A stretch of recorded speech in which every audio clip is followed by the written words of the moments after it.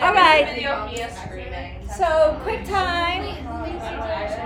Here we No, go. when we just did the speed test. All right. Yeah, and then the thing is like it's when So, you're trying to get the results. This doesn't need to be that big. We don't need to. So we get down. I literally fell at the end, and the only thing I was looking for to see. Okay, girls, and once then it didn't work. I Did you get see- started finally with all the stuff that we talk about and do. I think I got out my pen. Y'all are always on task. Dakota, you would like it though. You'd have liked it. Y'all are always on task, but stay on task today because you have a project grade coming up pretty soon, okay? That you'll be assigned, you'll get tonight. It's not horrible, you just want to get all your information you can now, so you don't have to meet with me When does later. it due? Not that I would be mad at you that you didn't listen to class, but I might be a little bit, and that would be horrifying if I was mad at you. Go ahead. When's the project due? January 21st. And then we have a test on the 23rd. But somebody will turn it in tomorrow morning or send it to me tonight. You just have some time to Yeah, same. do it. And test, I believe, is the 23rd mostly on graphing. Okay. Okay, Wait, so, is it a group project or an individual project? by yourself. Okay. I mean, I'm not gonna preview you from talking to somebody though, but it should be individual. Okay. Wait, what was the date of the test? In fact, once you see it, yours shouldn't, one should never look like someone else's because you'll choose something to work on. What was the date of the test? January 23rd, so next 23rd. Thursday, I guess. Do we have physics on Thursday? Yeah, Oh, we have physics on that Thursday day. as Okay. well. So, What you see. Here's the good news for us. Not a test. At this point, I'm really already starting to review, okay? Because it's gonna be on graphing. So, I said mostly, that may be all that we've done. So just, every class will just be talking about all the graphs now. Okay, I think 11 was the first one I gave you, and we certainly need to review tangent. All right, so I'm gonna do this and then I'll take questions. So 11 has a stretch of 2. It doesn't really have amplitude, okay? There's only 2 graphs that truly have amplitude. What are those? Sine and cosine are the ones that are really make those waves like in the real world, okay? The period, be really careful here when these start to show up on memo quizzes. I'm not ever trying to be tricky. The period of tan and cotangent is not 2 pi over, but pi over. So you might need to make a correction if you didn't get that. The period of tangent is pi over this number in front, which is 2. Now, when you do your count, you divide it into 4 equal parts. 1/4 of pi over 2. I'm going to count some by pi over 8s. What did y'all think about phase shift and vertical translation? Phase shift? There was none. Vertical translation, there was none added, okay? So that was nice. We get to start at 0, 0. So our adding is just a little bit easier. All right, here's my target, 0, 0. And tangent is the only one that starts with T. It's not a CSC, and it's the one you split up. And so you go out pi over A, 2, and back 2. So pi over A, 2 pi over A, back pi over A, back 2 pi over A. Okay, so tangent, that's the center. This is the center on tangent. Are we going over all the questions or just questions we need? I'm going to do this one, and I'm going to do a cotangent one, and then I'll take questions. All right, so I'm going to go out to asymptote, back to asymptote, go back to your phase shift is how I always do this, and then moving to the right, it's positive if I have a positive graph. However, I know this is a negative tangent, so on this side it'll go down 2. And this side will go up 2, it locks in right there and helps you determine the correct shape of your graph. And then if I count out 1, 2, 3, 4, I run into an asymptote, really should have gone through that line. And then it's middle. And then this one, because it's a negative tangent, goes high on the left and low on the right. If I'm going to do 2 periods of a tangent graph. Okay? Let's pause and write on your memo page. If you get out your memo page, I don't think we've written anything about tan or cotan on your memo page. So don't write this down because somewhere on your memo page you already have something. Did I have to go A sine bx plus c plus d. I've forgotten what I did. Oh yeah, we have that, yeah. Right, did I start with it this way? Some years I go a plus b sine cx plus d. Some years I put the vertical translation in the front, and some years I put it in the back. Which one of these two did I do for you on your memo page? The first one. The first one, okay. So it matters which one I did this year. I just sort of do whatever I feel like. Here, as I label A, B, C, and D up here, it wouldn't be the same thing as down here. Here, the amplitude would be B. The period would be 2 pi over C, and so on. All right, so that's what you have on your memo page with stuff written under it, I think. Yes. Okay, so just around there somewhere. Okay, so this is in a box with a bunch of writing. Okay, so somewhere around there, go tan x, and remind yourself the period is pi over b. And that the phase shift is the center.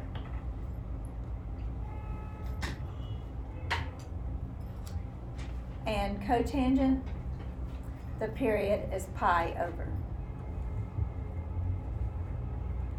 Notice I did not say anything about the phase shift because it's just like these other sine, cosine, secant, cosecant, and cotangent. You have things right here already, amplitude, periods, 2 pi over. That way, when and if you have another class that requires some trigonometry, which a lot of you will, maybe even surprisingly, I've seen a lot of surprises where people contact me and like, oh, I want that memo page because everything I need to know about trig is on one page and you'll recognize it. So anyway, I want you to have that to look at. That says pi over b is the period. Sorry, I got squeezed in on my the phase- discombobulated board. What is the phase shift? And That says center. So phase shift on tangent is the center. On cotangent, it's just the start like all the other ones on this hand.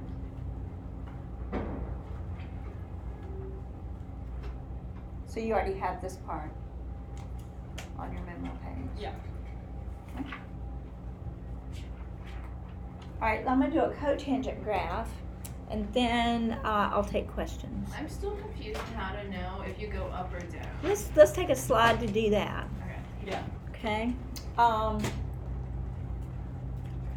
We'll do it on this memo page slide. Okay.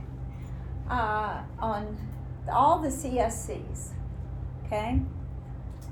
So if this is our target, all right. If it's sine is going to be in red. Cosine is going to be in blue. Tangent is going to be in green. Cotangent is going to be in purple. Secant, well, those don't matter because they follow sine and cosine. Whatever I would have done with sine and cosine already predetermines the secant and cosecant. we don't have to write anything else. No, you can just watch. Okay, so if the target is in black. Alright, so there's, how much do I hate this board? Alright. So there's my target. Alright, I'm going to pull tangent aside. Didn't mean to do that. I sure don't want to hit the undo button. Okay, I'm going to pull tangent aside. And it's green. Because it's over there on the other hand. This is all the sine, cosine, secant, cosecant, cotangent hand. Okay? So, once you find wherever your target is, it could be high, low, middle, whatever. When you find your target, in fact, let me move that. Wait, can we start QuickTime? I did, I think I'll double check. Thanks. No, it is on. It is? Yeah, I can see it Yeah, down it there. is. Okay, thanks though. Okay, so if that's your target, let's talk about sine. When you get to your target, with sine, if it's a positive sign, you would go up first and you would continue your graph. Okay, let's talk about cosine. With cosine, go to your target, and if it's positive, you're up here first. Okay, I'm looking at Kate, but are y'all okay? All right, now let's go to cotangent. You still go to your target, and that's where you start, okay? But your target is actually an asymptote. And then out 4 more from there is another asymptote. Then you have a dot in the middle, okay? Then you go back to your target. And with all of these, if it's positive, your next mark is going to be in the positives. So it'll go up, down, like that. Okay? So what I'm saying is from your phase shift, if you're doing sine, you go up. If you're doing cosine, you start up. If you're doing cotangent, you're high and then low. So they're all going this way if they're positive. Okay? And secant and cosecant follow suit. Now, if you have tangent though, and this is your target, you'll go out 1, 2, 3, 4. Okay? And this year's one of the years that I've mainly always done a target as an X. That's a like Miss Lazari thing, but I think it's good because our eyes are so drawn to it instead of just another dot. Now a tangent, this is your phase shift. You go out 2, back 2. Go back to your target and always go up. So that's why I'm trying to tell you with this whole slide. Here's your target, you always go up. If it's positive, if it's negative, go the other way. But if it's positive, go up with sine, go up with cosine, start up with cotangent. Same with tangent, but your target just happens to be in the middle, okay? Put your pen back on the target like I've taught you with all the other ones. And immediately to the right of it, if it's positive, go up. Oh, that's why the graph Okay. adjusted went the other way. And So yes. it's a -1. Got it. Okay. It's because what's happening right here is it just an unaltered tangent graph. The tangent of 0 is 0. As soon as you start going this way, you're in the first quadrant where tangent's positive. If you go back this way, you're in the fourth quadrant. Actually, it's coming at you 1, 2, 3, 4, 1, 2, 3, 4, where tangent is negative. So positive tangent and positive cotangent like go the opposite ways. Yes. Okay. Okay? But your big deal is from your target with all 6 trig graphs. If it's positive, go back to your target. And to the right of it, you'll start up. And a lot of times that'll be your start. With tangent, it's going to be you're just going halfway over and then back. Hopefully that helps. That's the way I've memorized it because it can get really confusing. There's just a grape right there, so. I know. Yeah, I'm I'm looking Oh at no, it. there's a great. Careful, don't step on it. Watch out. I There's a Grab grape. it. I can't believe I haven't stepped on that. Thank you. Yeah. Great. How would I don't want you to be scared, but You should've there's done a like, grape right don't there. Don't move. There's something. Don't freak out. Yeah, exactly. Don't freak out. Right There's there. a grape right there. And what a sweet daughter-in-law. She gave me these shoes for Christmas a few years ago. She would never buy them for herself, so it's so sweet to go. These are Becky's shoes, so I'll give them to my mother-in-law. My sister has some sort of like loafer, and they've got all these like silver, circular like spheres, kind of on like almost like eyes, kind of. Oh, And there's cool. like a bunch of them, and I don't know, just like she wore them. One time I was like, oh, wait. Super cool. Necessary, kind of, yeah, because they kind of like they I are wore very these, I flashy. think, one day in the fall. I probably told you the same thing. Okay. Ivy. So let's go to the slide with the problems on it. Earthworm. And Earthworm. whoa. All right. Earthworm. Let's do 13. So this is 13, 1/2 cotangent x over 2. So I'll just do it right here so I can look at it. All right, 1/2 cotangent x over 2. Don't you think the teachers of old never thought somebody would do this on a board and then go like that and it would all disappear? But anyway, for that matter, I never thought that either. Okay, so I have 1/2 cotangent x over 2. All right, so the stretch is just really small, 1/2.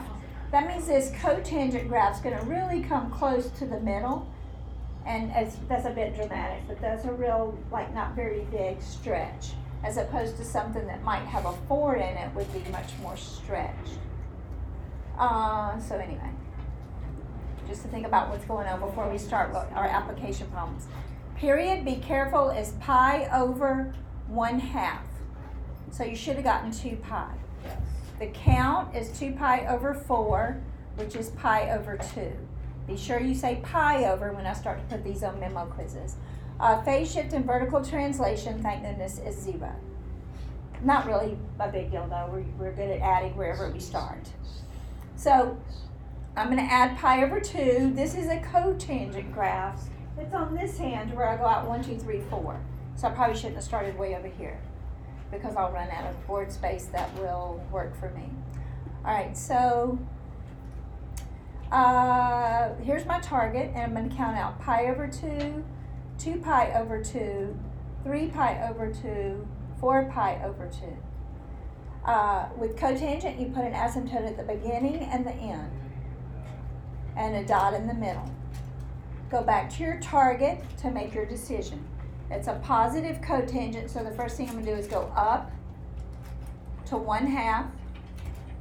So this makes me go down to 1/2, and that's my first one. And then I can count out 1, 2, 3, 4, asymptote, and draw another one. Okay? So I want to make sure that I continue to do some tan and cotans. All right, other homework questions? Yeah. Wait, so since this one was positive, it went up first? Yes, Okay. from the phase shift. Wait. From the phase shift, Anya, look up here. Yes. We'll go back to your target. If you have a positive Oh, graph, you okay. start. Put your dot on your phase shift. If it's positive, go up. If it's negative, go down on all the graphs. Got it. When I'm trying to find the phase shift, when it's like 2x, it's just 2x equals 0. Yeah, so you just get x equals 0. Okay. That makes sense, Kate? Yeah. Okay. If nothing's added or subtracted in the parentheses, you definitely have 0. But you can do it that way to be consistent. Anything else? Okay. So now we're going to do this. So I'm going to do a few application problems with you in this packet and then tell you what your project is. And project is a scary word sometimes. This is very doable. It's just that it's not going to be you're not going to do it in class. It's not like a quiz or a test, but it's a little bit more than a homework assignment because you'll be applying something. So stay with me and interact with me on this. I got to remember to send one to Bryn. All right. Okay, so I like this. It's really super cool. Can I write on this maybe? I thought maybe I could. Yeah, I'm going to. I just kind of thought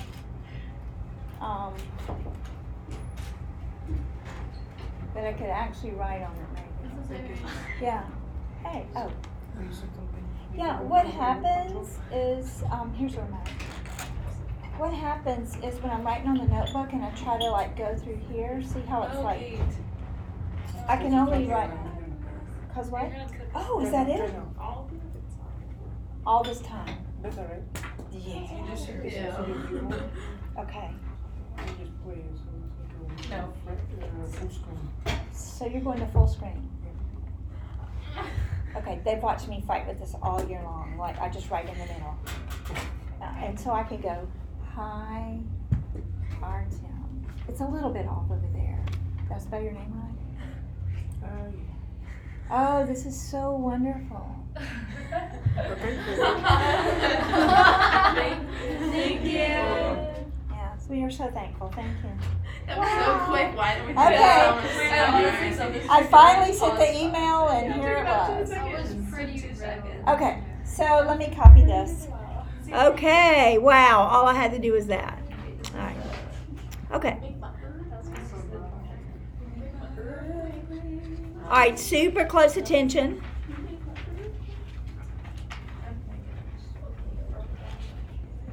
Okay, so you have this, and by the way, this is really legitimate of how people look at tides, because tides, if you watch my hands, come in and out, and different locations of different oceans and different beaches have different tides, but they all have sort of some things that are the same, and I'll show you that. But you've probably even been at beaches where you could see that the tide, sometimes you go farther on one beach that you visited as opposed to another one. Okay, you've maybe all heard of high tide and low tide, and you know, if you've been to the beach, and low tide, a lot of times you can even see sandbars out there that you could walk to, and high tide, it like knocks down your sandcastle and starts to take over your like towel that you're laying on or whatever, okay? So how deep is the water? How deep will the water be at high tide? Okay, by the way, this is all happening where T is the number of hours after 10 a.m., so remember that. 10 a.m. is when this one starts. How deep will the water be at high tide? Who can tell me by looking at your paper? At the equation, you ought to be able to tell. High tide would be the deepest. Would that be okay with everybody? Do y'all understand enough about tides? Yeah. What's the deepest this could be? I need a number. Sorry. Deepest it could be. Is it the, Common sense, is come it on. the amplitude? Okay, go with that. I'm going to go 2. with 2.5. Oh, wait. Thank you, Elena. So how deep will the water be at high tide? It'll be 2.5 feet at high tide, because what Alina and Nazareth are doing, you know your midline or your average is 2. And how much can it vary from the average if you're going to graph that? Do y'all see that it can go up 1/2 and down 1/2? This is going to be your average 2, and your graph will go up 1/2 and down 1/2 over and over again. And girls, this is cyclical. That's why it looks this way. It happens over and over again every day. Are y'all okay with that? So how deep will the water be at low tide? 1.5. 1.5, because your average is 2, you can go up and down that much, okay? So it's how much it fluctuates from the norm is how to translate this and how it applies to real life. And so this would be 1.5 feet. All right, mid tide occurs when the depth of the water is exactly halfway between high tide and low tide. From 10 a.m., what are the first 2 times when it is mid tide, which is 2? Are y'all okay with that? All right, so now let's graph it, and we can maybe answer it that way. All right, so the midline is 2. It's going to be really interesting what the period here is. The amplitude is 1/2. What's the period? This is fascinating. 2 pi over what? 2 pi over pi over 6. Isn't that the coefficient of t? That's 12 pi. Yeah, almost. 2 pi over pi over 6. So Nazareth is multiplied by the reciprocal, and you get 2 pi times 6 over pi. Your pi's cancel, and you get 12. Is your period, which is fine. 12 what? 12 feet. Read the problem. Hours is time. 12 hours. Okay? And so the period of this is 12. Something similar like this will happen to you later on in your project. The period's 12, and then we always take the period and know what to count by. We divide it into what? 4 equal parts, and so we're going to count by 3 hours. So, and if you think about it, it makes sense about the 12 hours part of the day. So I'm going to go 3, 6, 9, 12. This is a sine graph, so I don't have a phase shift. I start right here, and I only go up 1/2, down, down 1/2, and back up. But the question is, this is from 10 o'clock. This is 10 a.m. is my starting place. What are the first 2 times when and it's at mid-tide? So what would that be? It's at mid-tide at 10. And then at 2. All right, so 10 plus 6, so that'd be 2 p.m. And then, 4 a.m. I mean 4 p.m. oh wait, Sorry. it'd be 4, Sorry. because you gotta go 6 hours from 10 o'clock. So it'd be 4 p.m. Wait, where do we get 10? Oh. And how many hours later will it be back in the middle? At 10 p.m. But 12 hours later, 10 which would be p.m. 10 p.m., okay? Or 6 hours from this. So those are the 2 times I would expect it to be mid-tide.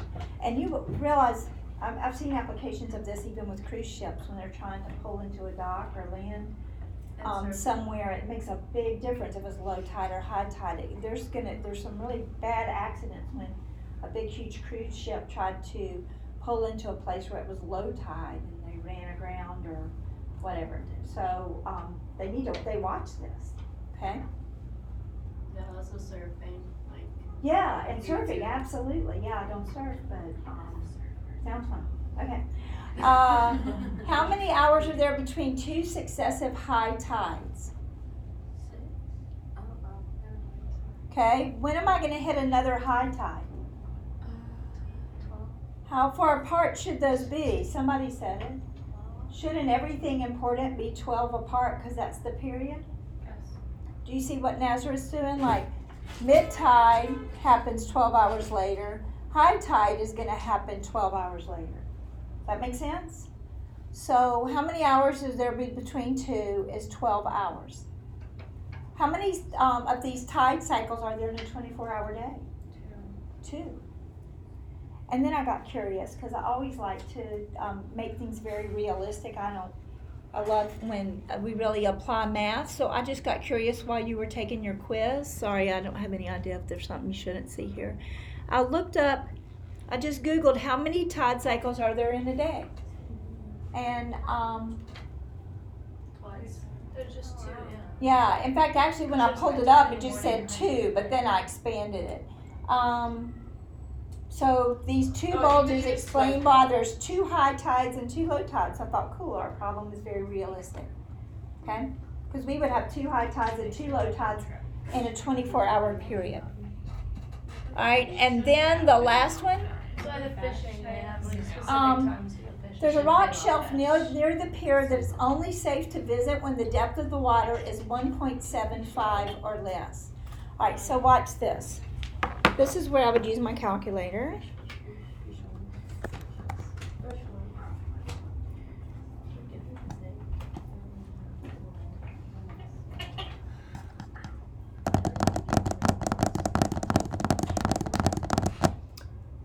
Two plus 1/2 sine of pi over 6t. Help me remember that equation when this comes up.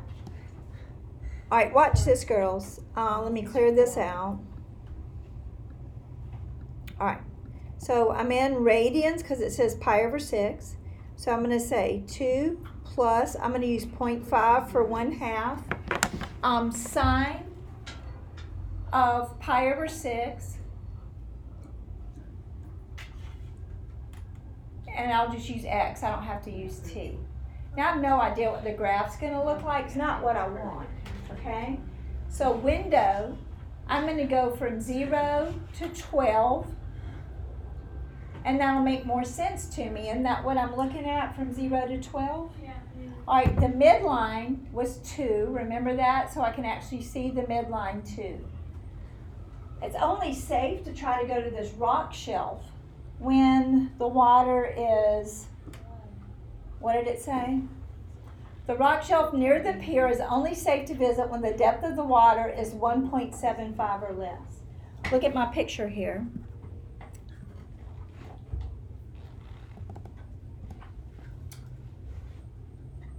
Oh, sorry.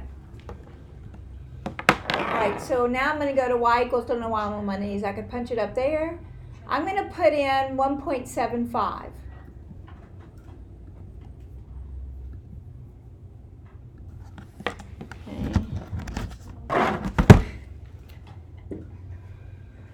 Graph. Can y'all see when it's safe to visit? So we could actually publish, like some beaches, I see flyers sometime, like posted, what warning, don't go here during this time of day kind of thing. So they would maybe say it's only safe during that time of day to go to the rock shelf. Can y'all see right here? It should work. Probably touch like the top, like the black part of it, to drag it. No, usually Above it. I can just do this. So you have to drag the picture. Yeah, usually this little picture drags in. Oh, there we go. Okay. All right, so it's during this time frame. Do y'all see during this time frame it's less than 1.75 feet because I put in 1.75. So the calculator always disappears. All right, so I can do this. I can go to second calc. Do y'all see that word calc above trace? Second calc intersect. I'm going to choose 5. And I'm going to go over here. Well, I've just got to be close to that number. First curve is blue. It locks onto the second curve. When it says guess, I don't ever do anything. I'm just going to hit enter. And so 7 hours after 10 p.m., so at 5 p.m., it's safe to go on the rock shelf until second calc 5. Now let's move over here before we push any buttons.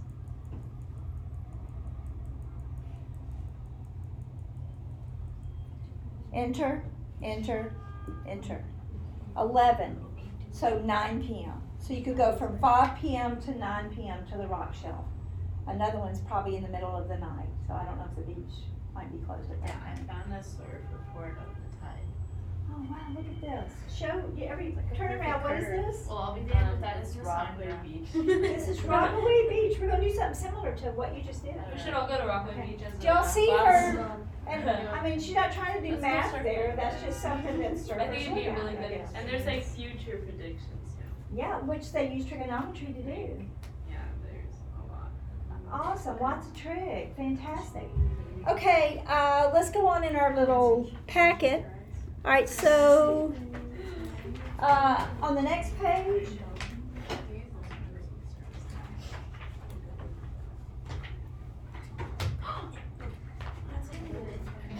Okay, this is the temperature in Central Park. I pulled it up a lot like, I just like a Googled physics temperature in Central Park, okay? I did a lot like what Alina did. So, let me pull this in. Anybody else see that?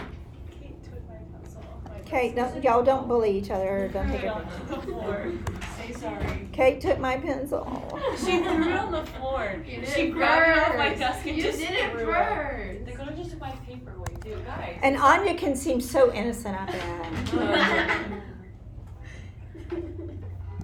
This is very sub my physics class, and then Lily told Mrs. Larry that I was bullying her, but it wasn't. Did you get in trouble? Okay, make a table of values given the temperature of each month. All right, so on number 1, Oh. all right, so this is really the temperature in Central Park. And so we're doing each month, so I might go X and Y, or maybe T and degrees. I don't really care what you call it. Okay, and so in the first month, let's see, January's right here. And so it looks like it's about 38 degrees, and these are like the average temperatures for the month. In February, the second month of the year, it looks like it's more like 36 or 35 degrees. 36, sorry. In the third month, March, sorry, what am I doing? Okay, in the third month, March, it looks like the average temp's about 42 degrees. That means highs and lows average together from the morning to the night. In the fourth month, April, it looks like the average is about 53 degrees. I don't care if you estimate, and so on and so forth. I'm not going to finish that one. I love it. If I want you to finish the sheet, I'll tell you, but right now you see this like what we're building on. All right, write an equation to model this temperature graph. So now I'm going to write an equation to model the temperature graph. And so I get to choose if I'm going to use, what would I use, sine, cosine, secant, cosecant, tangent, or cotangent? What does it look the most like? A sine or possibly a, I like negative cosine actually. Okay. Okay, do you see what Kate sees? Yeah. So I'm going to start off with y equals negative cosine.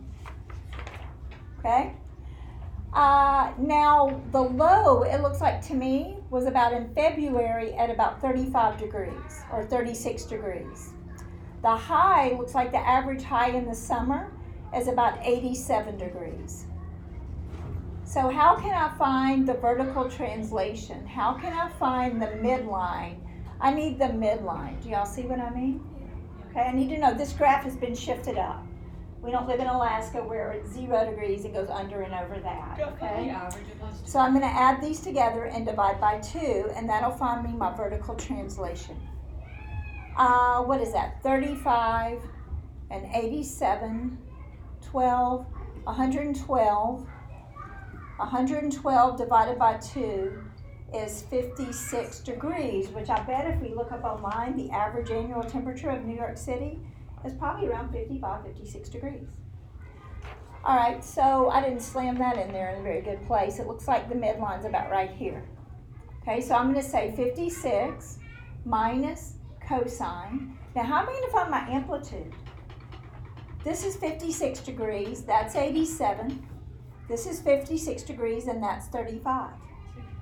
How can I find the amplitude? 20 something. How far is from the midline? I can count to the midline. How far is it from 87 down to 56?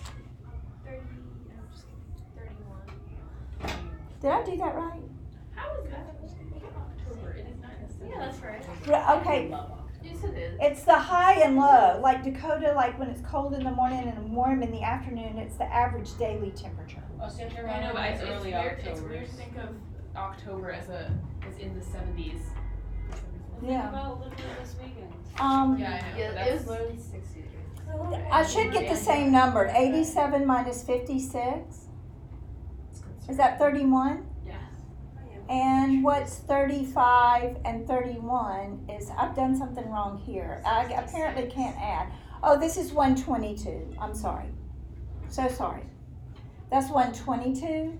And so if it's 122, I'm getting the average annual temperature is 60, what would that be, 61? Yes. That makes more sense. Let me show you how I knew I'd done something wrong. 61 degrees. That's your average. Okay. Now, how far is it from 87 down to 61? 26 degrees. And how far is it from 35 to 61? Is it 26 degrees? It should be 26 degrees both ways to get your amplitude. Okay? Now, how in the world are we going to find the period? All right, you see so far I've used common sense to write this equation, okay? And to get the period, I'm going to say 2 pi over this missing number, 2 pi over b, and I want to force it to be what? What's the period of the trap? When will we start the cycle over again? 12. 12 months, isn't it? 12 months of the year, and then it starts over again. So I want to force 2 pi to be 12. I'm looking for what I'm going to put in front of x. So I get 2 pi equals 12b, and so b is 2 pi over 12, which you would put in as what? Pi over 6. You remember how we had pi over 6 on problem number 1 and it ended up having a period of 12? Okay. Now pause right there because it's time to go. If I type this into the calculator though, it'll graph like this. It'll be slightly off. So either I will, I think I have a video that helps explain the rest of this and gives you some hints for your project. But let me quickly show you what will happen.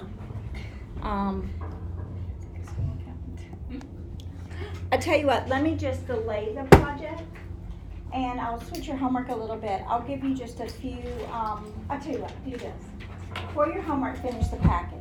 And I will sign the project when I explain it a little bit better because I don't think you're ready for it. So hurry up and leave. Sorry I'm late.